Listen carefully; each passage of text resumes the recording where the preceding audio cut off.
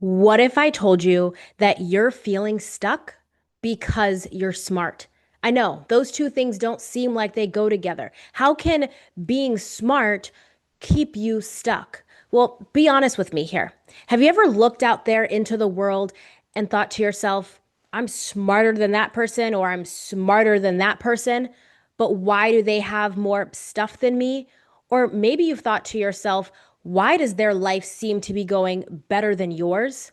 Well, if you're anything like me, then you were raised to get a good education so that you can get a good job.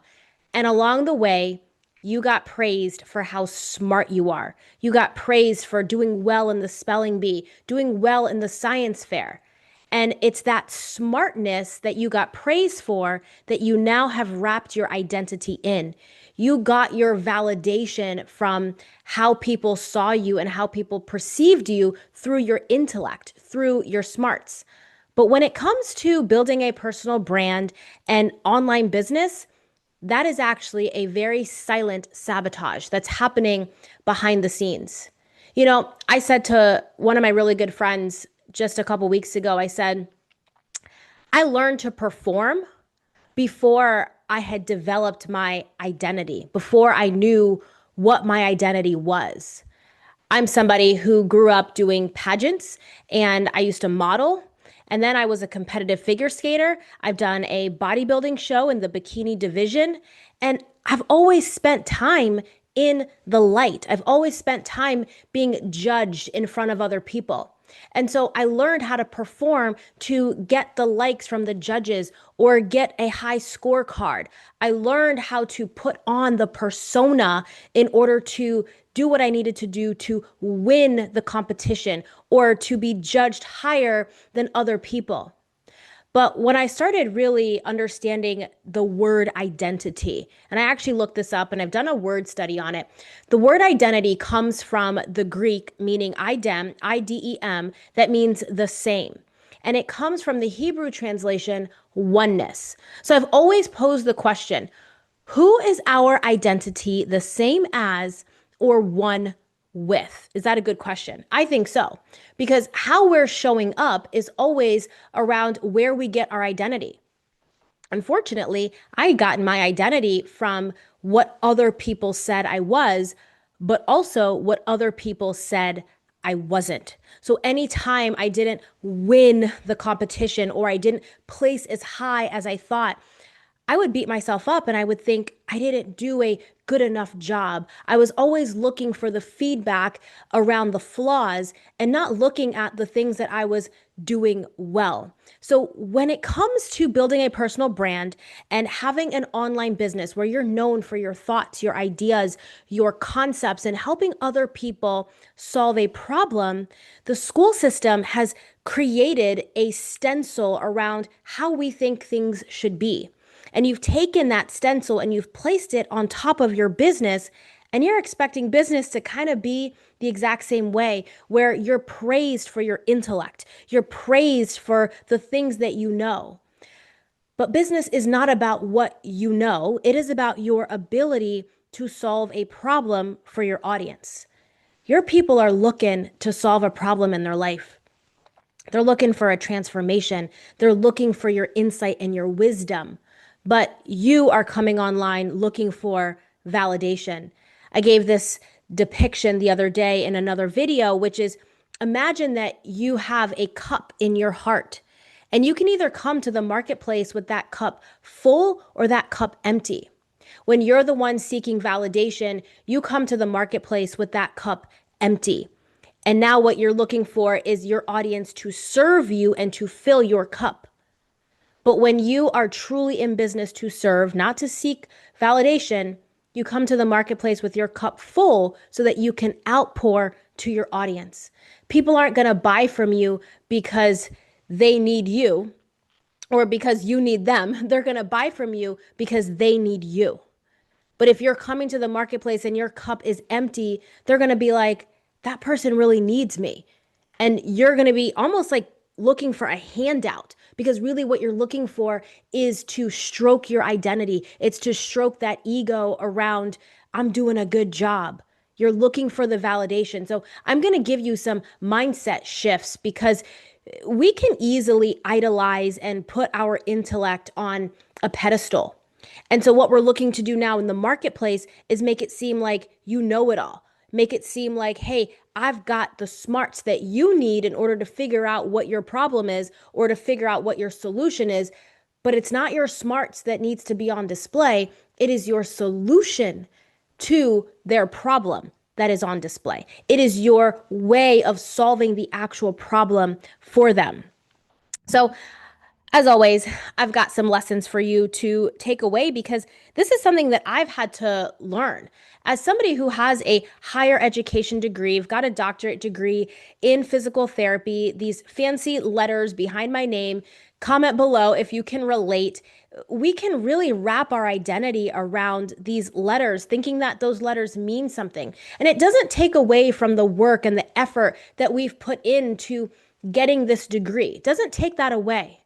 But we shouldn't be looking for other people to give us claps and kudos for having those letters behind our name.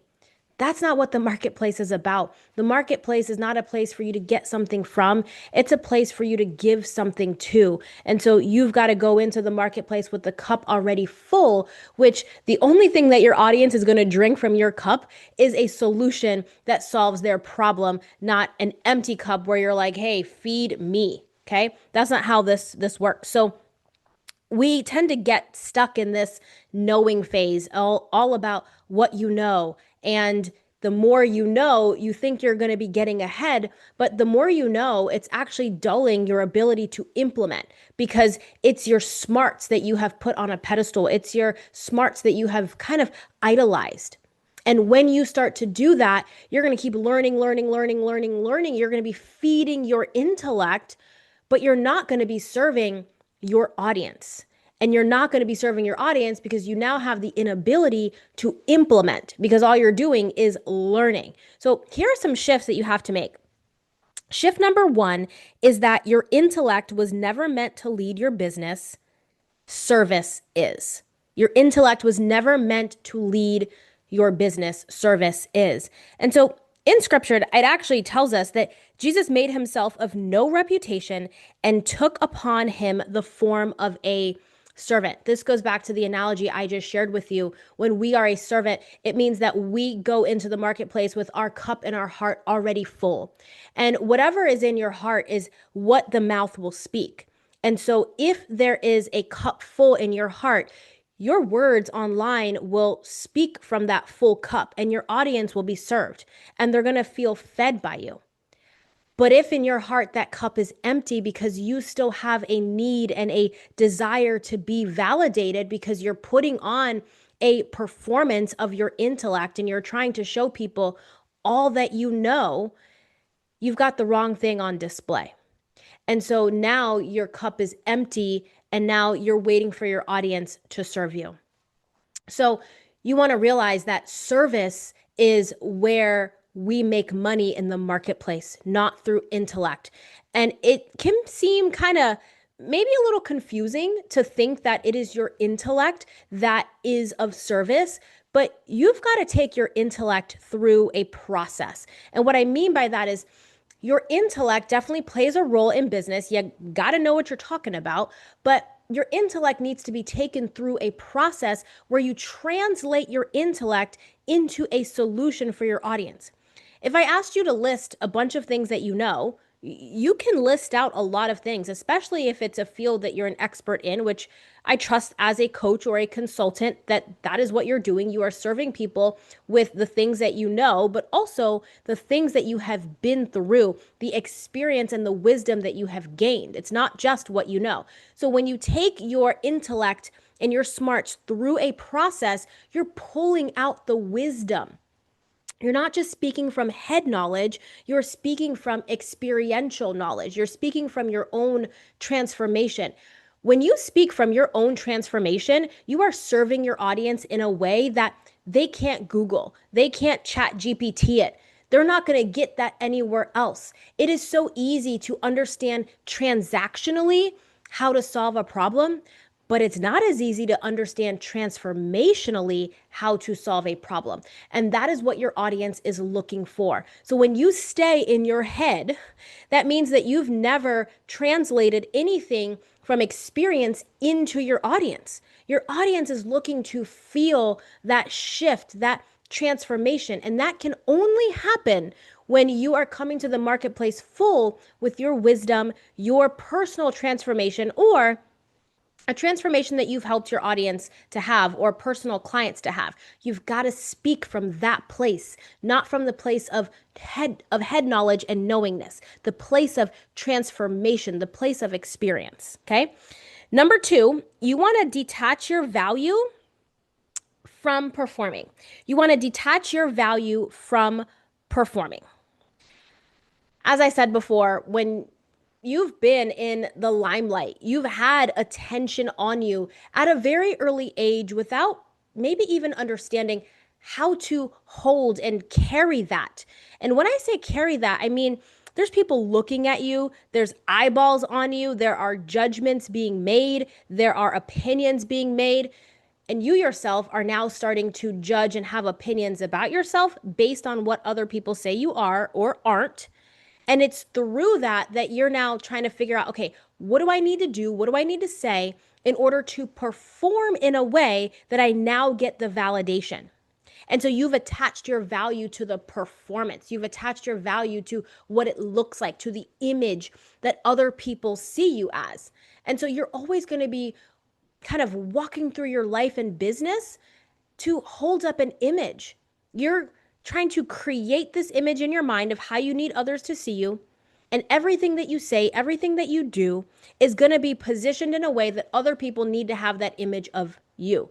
I think all of that rhymed and I didn't even mean for it to. I think that rhymed too. But you're going to hold up this image.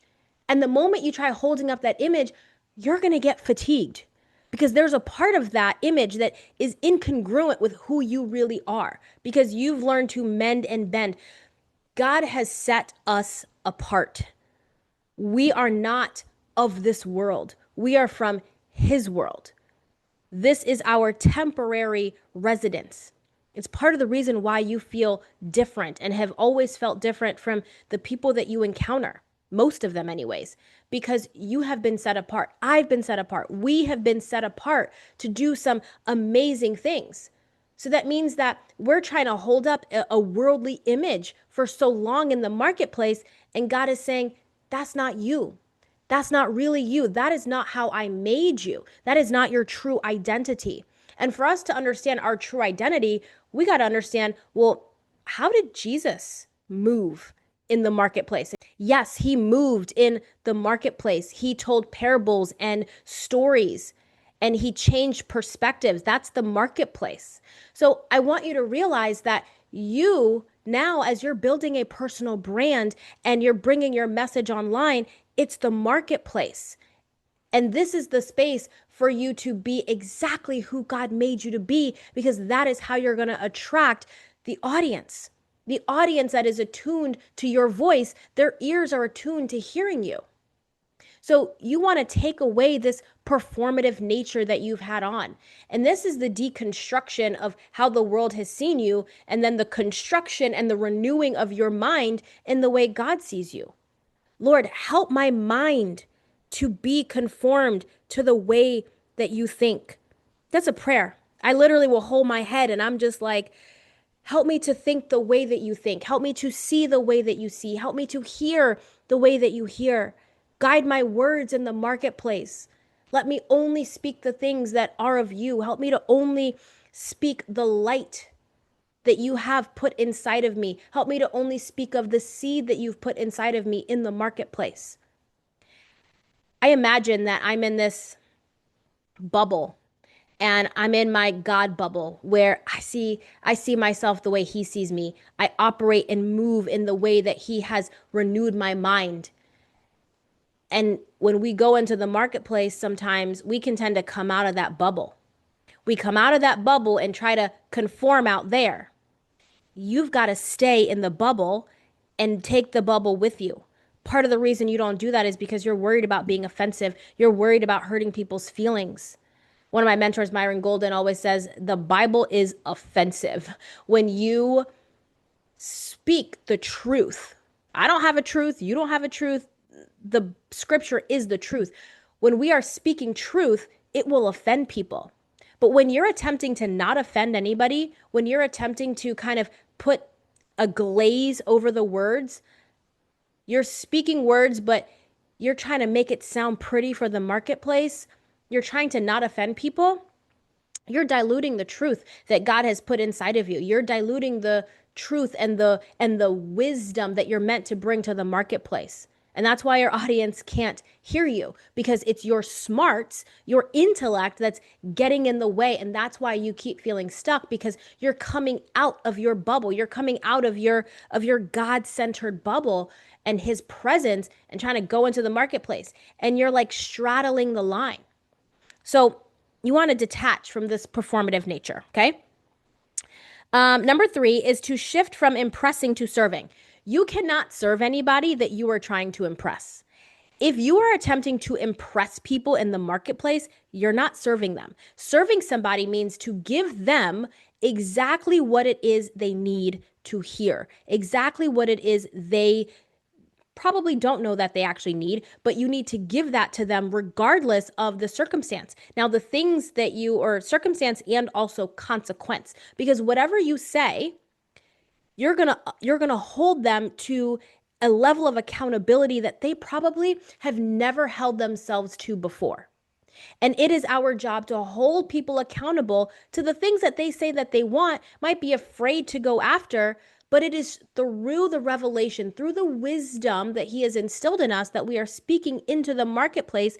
It is through that that now people can feel seen. They're going to feel activated on the inside, because they're not going to be wondering and guessing and hoping, how they can get ahead or how they can get the results that they're looking for. They're going to hear you clearly. But if you're too busy trying to make it sound pretty and not offend them, which is not holding them accountable to a higher standard, they're not going to be able to hear you, because ultimately they actually desire to reach for a higher standard themselves. They just don't know how to get there. So you've got to be in a space of being able to hold a level of integrity, hold a level of character, hold a level of discipline, hold the truth that you have been given, and hold that in your body. One of the things I like to say is when we are often rushing our words into the marketplace, it's because we're trying so hard to get the words out, because we don't want to offend anybody, where it's like we got to rush through it all. But one of the things I love about how God moves when he really carries our voice in the marketplace, he's okay with tension. He's okay with a pause. He's okay with spaces in between the words. He's okay holding tension because he's not trying to conform to anybody. So it's that exact same way in the marketplace. He's not there to impress. Jesus did not make himself of any reputation, but made himself a servant. And that's how we are to be in the marketplace as well. So this really boils down to seeing your message as how you're serving God's people, seeing your message as a solution, holding people accountable. If you decided that you're going to start your fitness journey and you have a partner and you're like, all right, we're going to start exercising, 3 times a week. Well, what if that partner was like, nah, I can't today. I'm doing this, I'm doing that. You guys are supposed to be holding each other accountable. But if one person keeps faltering and not holding you accountable, or you're not holding them accountable, then neither of you are getting anywhere. And so when it comes to the marketplace, your message holds people accountable to a higher standard, to the things that they say that they want.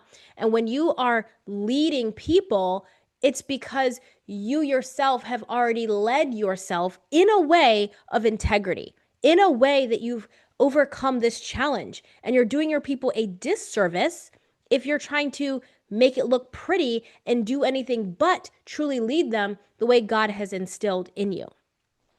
All right, number 4 is lead from wisdom, not information. And I alluded to this before.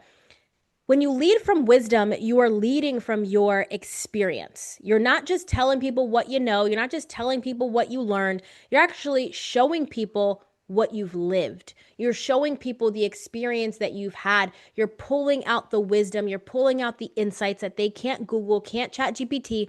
You're pulling out the insights so that they can start to see their situation and circumstance in a way that they have never seen it before. And when you are the person that can do that for them, now they're like, who is that? They're paying attention to you in the marketplace because you're not trying to tell them how smart you are. You're trying to show them an experience. You're giving them a transformation through your words. It's beautiful when you've lived a certain life, that you've overcome certain things and God has helped you and guided you through that. When you start to share your true message, that message creates a transformation already in that person watching you on the other side of the screen or reading your words that you have shared. There is a beauty, an absolute beauty, when you're able to speak from that place, because what they're hearing is no fluff. What they're hearing is how Holy Spirit has moved in your life, how God has moved in your life. And when they hear that, the Holy Spirit within them is moved because they are a child of God. They are maybe looking for the Lord or don't know that they need the Lord. And it's through your message that you're bringing them to God. This is something that you can't just conjure up in learning more. This is something that you start to create an experience with. And when you create an experience in such a way that you are taking your intellect off of the table and you're coming from a place of true servant leadership and you're coming from a place of bringing more people to the Lord through your message, not trying to curate or fancy up the words, things just start exploding in your world because you're no longer making it about you. You're making room for God and his people. You're making room for a message to be in the marketplace that you're not trying to doctor up and make it look good, sound good, and get people to buy. You can't get anybody to buy. People already desire to buy, but it's through your words that you activate their already given desire within them to solve their problem. They already have a desire to reach for a higher standard, but it is your words that activates them and they start to see you as the person who can lead them there. But that means that you have to lead your message in the marketplace, and you can only do that when you submit to the message that God has given you to share, and you submit to his way, not your way. Submit to his breath, not your breath breathing on your words. We all know what it's like when we try to move something ourselves. We can get this thing going, but it doesn't sustain, it doesn't last. Why? Because we're doing it in our own will. I've had many times in my business where I've moved it. I'm the one that moved the needle. I'm the one that had an increase in my business, but that increase was from me. And I know that because after an increase, things would plummet. And then there'd be an increase, things would plummet. One of the things I've had to realize is that when God breathes on your message, when he breathes on your business, things are taking off and they will sustain. They always sustain because it's his breath and not yours.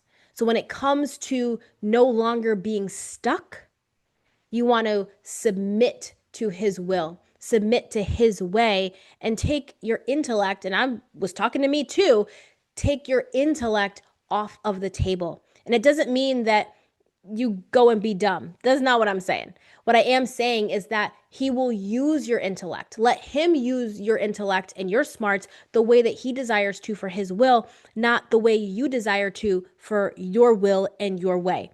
Allow him to do his part by doing your part, but don't try to do his part. Don't try to create the result. You can't create the result, because if you could have created the result, you would have already created the result by now. With all the things that you've tried, all the ways that you've tried to maneuver in your business, you would have already created the result, but you can't. I can't either.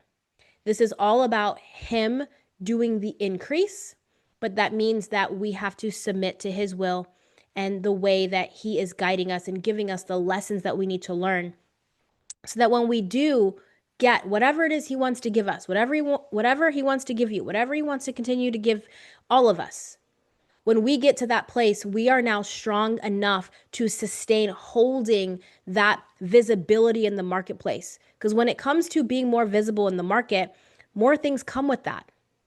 And so we all have to be able to withstand what's coming with more exposure. We all have to be able to withstand what comes with more success. But in order to get there, we got to get the intellect out the way, the smarts out the way, let him use it the way he wants to use it. I trust that this video has served you and blessed you. I will see you all in another one. Bye.